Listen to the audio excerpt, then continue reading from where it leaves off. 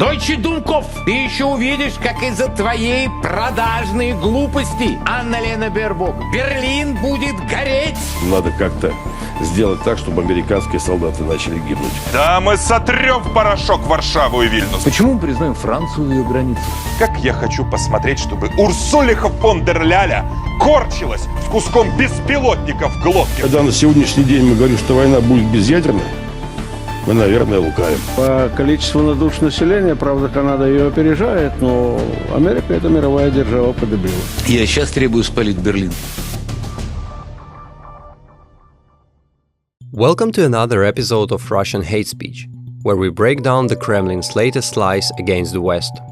On May 16, 2025, during the program's 60 Minutes special edition, Alexander Khabarov, journalist and head of VGTRK's bureau in the UK, pushed a familiar narrative denying any impact of Western sanctions on Russia's war against Ukraine. All of the West's sanctions policy against Russia has in no way influenced the course of the Ukrainian conflict, and even more so, it has not changed Russia's position. Yet this line continues. Perhaps European officials are partly satisfied that they can at least try to accuse Russia of something, but in reality, the meaning of these accusations is unclear to anyone. No one even tries to explain it. They just voice slogans and consider that enough. This is a classic Kremlin play to undermine trust in sanctions and portray the West as ineffective and disorganized. On May 18, 2025, on Vesti Nedeli, Mikhail Antonov, correspondent in Germany, claimed that anti-Russian sanctions damage Europe's economies more than Russia itself. By severing ties with Russia, Europe has doomed itself to a permanent crisis and gradual technological lag behind the leaders. Production is fleeing to the US. German goods are being displaced by cheaper and now equally good Chinese products. This framing seeks to create the illusion that European unity is crumbling and that Russia is emerging stronger, when in fact these arguments ignore the long-term strategic objectives of sanctions. On May 18, 2025, on Sunday evening with Vladimir Soliv, political analyst Dmitry Evstafiev claimed that a US-occupied Europe is less dangerous for Russia. I hope America will not withdraw its troops from Europe, and that Europe remains occupied by the United States. To be honest, an America-occupied Europe is less dangerous for us than a Europe left to its own devices, especially considering the legalization of new European Nazism happening there. German revanchism and militarism are restrained solely by American occupation. Once that restraint weakens, we instantly see this German militaristic arrogance growing again, the Teutonic spirit. These are textbook examples of dehumanizing rhetoric and revisionist history, aimed at portraying the EU as a breeding ground for fascism unless controlled by external forces. This reflects a recurring Kremlin theme framing Europe as a potential fascist threat unless controlled by Russia's geopolitical rivals. On May 20, 2025, Sergei Luzyanin, professor at MGIMO and the Higher School of Economics, described European bureaucrats as parasitic warmongers. This entire Euro-bureaucracy, the so-called Gang of Four, led by Kaja Kallas and others, actually forms and materializes the war agenda. They are fat leeches sucking the energy of war. When will they get full or burst? Nobody knows, but we know for sure that this is Russia's main challenge today. Also on May 20, Vladimir Soliv verbally attacked French President Macron and his Western allies. Think about it. Pathetic, worthless junkie Macron with another pathetic junkie, Schmerz. And who was the third idiot?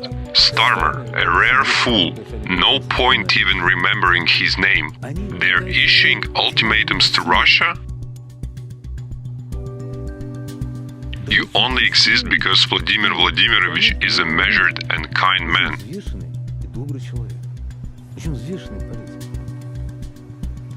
The fight time to your capitals is very short. Take note. This exemplifies Kremlin's aggressive personal insults and nuclear intimidation against Western leaders. On the same day, Yudi Aonian of the Communist Party warned of Polish ambitions in the Baltics and Western Ukraine. The direct threat over the next 5-7 years is the Baltics. Poland dreams of restoring the Polish-Lithuanian Commonwealth. The Suwalki Corridor and the Baltic republics are a tasty morsel for the Polish army. Who will conduct the debanderization in Galicia? The Poles would gladly take over Galicia, Lviv, and so on. Under this cover of Russophobia, the Nazi regimes in the Baltics and Ukraine shouldn't relax. This is a blatant attempt to sow distrust among NATO allies and paint Poland as a colonial aggressor rather than a democratic state acting in solidarity with Ukraine. Lastly, from Ukraine's perspective, Oleg Morozov, chairman of the State Duma Committee on Oversight, justified Russian claims on Ukrainian territory. Peace is possible. Peace is possible only when Russia's conditions are fulfilled. Peace is possible when not a single occupier remains on the territory of the Russian Federation. But if you don't agree to our conditions, then listen to the question that was asked about the Sumy region. Think about it. When the president jokes, you always have to ask, which part is the joke and which part isn't? The person who asked the question mentioned that the adjacent part of the Sumy region used to be Kursk. Back when the monstrous Belovezha border was drawn, it was Russia. Russian people lived there. In fact, Sumy is an inseparable part of Russia, historical Russia, a part of the Soviet Union, and from the very beginning of the special military operation, we never considered this part of Ukraine as a potential war zone. It would never have come to this if not for what the Kiev regime did. This quote is a dangerous mix of historical revisionism, denial of Ukraine's sovereignty, and implied territorial claims. By claiming Ukrainian regions part of historical Russia, Morozov lays the ideological ground for further aggression, framing peace as only possible through total Ukrainian capitulation.